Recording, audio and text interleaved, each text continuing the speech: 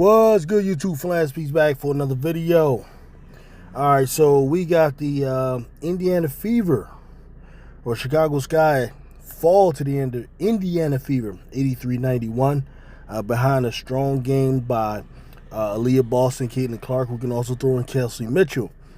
And really a very, very disappointing game by the Chicago Sky, who, in my opinion, played a very emotional game, pumped up game, which was the total opposite of what happened with the Fever. Now, the Fever have been dealing with a lot of nonsense, outside distractions and everything, but somehow, in some way, Kathy Sides has pulled it together, has pulled and rallied the troops and got these people playing a brilliant brand of basketball over the last 2 weeks. Today, and I've watched every game the Fever have played. For those of you who think I'm not paying attention, I've watched every game, I watched every dribble, and Kathy Sides, y'all Clark people are going to have to put some respect on her name.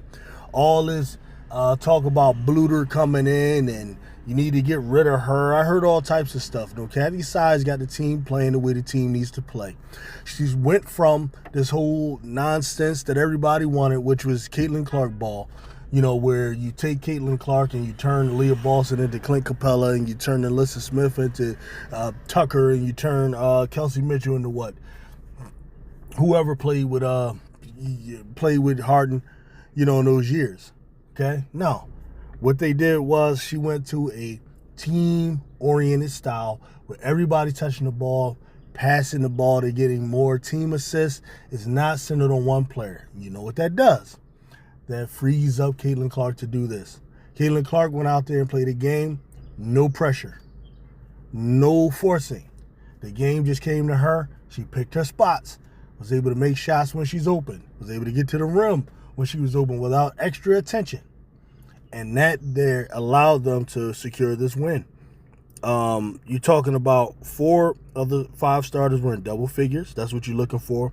And then you have Katie Lou Samuelson coming off the bench, providing, stretching out the defense, providing spacing, and as a knockdown shooter. Kathy Sides needs respect from y'all, and apologies from many of you who think y'all know more basketball than her. Like, I knew she was doing the right thing 2 games ago when she said that they were going to go to the bigs and to collapse the defense. I mean, it's very simple stuff, you know, elementary stuff. But, you know, you guys were mad last time. But look, this is what happened. Caitlin Clark could have had a game similar to this last game had she picked her spots a little bit better and had she made some of her shots. Here she was 7 for 11. This was the best game I've ever seen Caitlin Clark play. She's a +9 on the day. Actually had 2 blocks, had the 5 turnovers, but these turnovers weren't kill you turnovers. You know, a couple of them were on those long passes that she tried. Those are hit and miss. Sometimes, you know, you'll strike, sometimes you don't. She walked once. You know, a couple times where she got stripped in the lane, but you know, it's all right. She's learning, you know, to pick her spots. But this was a very comfortable game. She almost had a triple-double. You're talking about 8 rebounds, which is good, 9 assists. Without a doubt, best game I've seen by Caitlin Clark thus far. And this should be the blueprint going forward. They share the ball, everything not Clark-centric. You're not going to have 2 or 3 people just setting screens for her and everything about her getting off. This was a very, very well good team game put together. And as I said prior to the game, I had a feeling this could happen because the Fever, while they are a struggling team, rebuilding, they do match up very well against the Chicago Sky, who rely on their bigs and whose guards leave much to be desired. Now on Chicago, you got the best effort I've seen from Marina Mabry. She was out there putting out 22 points. It was a good move to start Kennedy Carter because when you look at the beginning of the game, the Chicago Sky actually won the first quarter. So that was not a bad move by the coach. However, Kennedy Carter gets in foul trouble. This changed the tide of the game. Picks up 3 quick fouls. Angel Reese gets in foul trouble. 3 quick fouls. Angel Reese, you know, picks up the flagrant foul, which I don't believe was intentional. I believe she's trying to swipe the ball. There's no fucking reason to try to hit Caitlin Clark for what, right? And any of you who believe that, you're nothing but a devil. That's what you are. You want to start trouble. You want to where it isn't. Okay, every time somebody gets inadvertently hit doesn't mean it's on purpose. Like, if you believe that, there's something wrong with your heart. You just think that that's just the way people are. You're just seeing life through the lens that you have, or it's just something wrong with you, right? So anyway, Angel Reese, though her numbers aren't bad, she played a horrible game in my opinion because she gets in foul trouble, and then she's like, there were just certain points in the game where it would have been better for her to make a pass, but she's trying to be aggressive in order to really get at the fever. She made this shit way more than it is. Okay, it's just a game. I get it. It's against Caitlin Clark. It's against them. I get it. It's a national game. But I believe she was not composed. I believe she was very emotional in the game. And I believe that had a lot to do with a lot of the mistakes she was making, the foul trouble that she got in. And you got to, you just can't do that. You can't do that. Same thing with Kennedy Carter. Too many damn fouls. Though I think she played a good game from the floor. But too many damn fouls. You can't get in foul trouble. You just can't do it. Mabry definitely was the best game I've seen her have. Cardoso, not bad. 10 and 10. But like I said, you let Boston put 19 on you. And I get it. Boston is still the big sis. She's the big sis.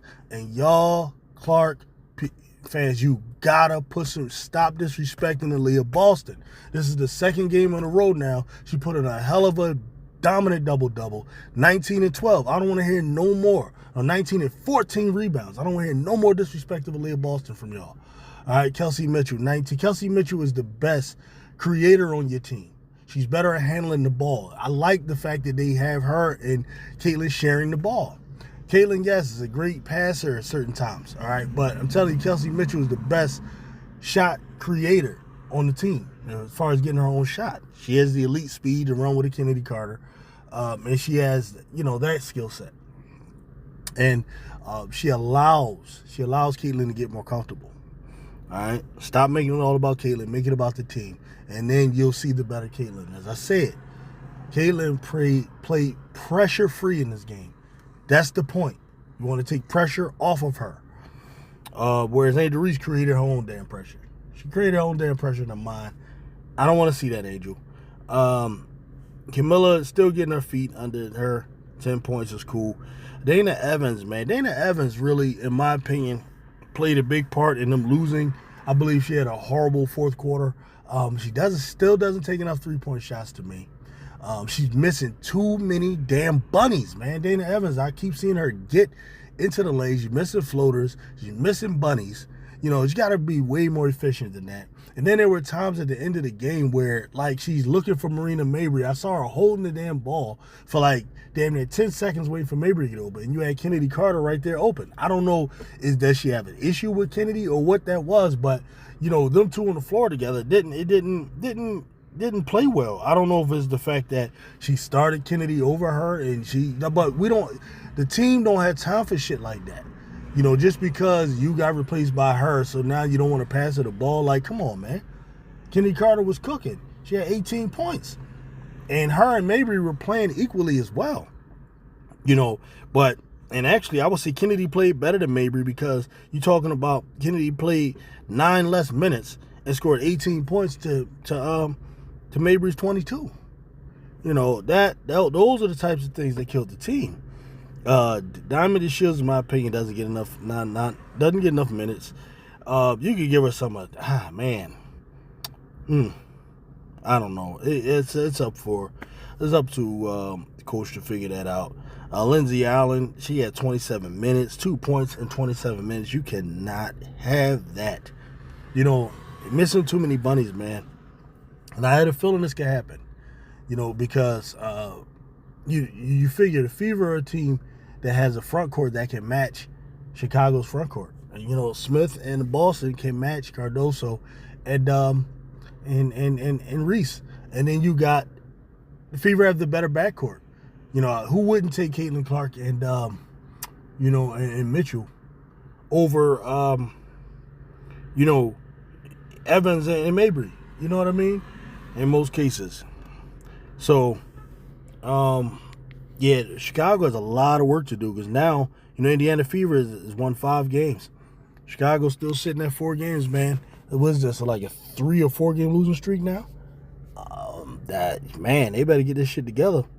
You know, the point guard play needs much to be desired. And I think going forward, though, you got to keep Kennedy Carter in there. I think more often than not, you'll win more than you lose with that. Major Reese got to calm the hell down. Right, play more composed. Stop playing like out of control. And Mabry, you definitely need more consistency like this. I mean, you know, she ain't gonna go out there and score over 20 every game, but Mabry this at least needs to be efficient, needs to be a threat from 3. It needs to, you know, get you about 15 a night, 14, 15. So we'll see, man. Peace.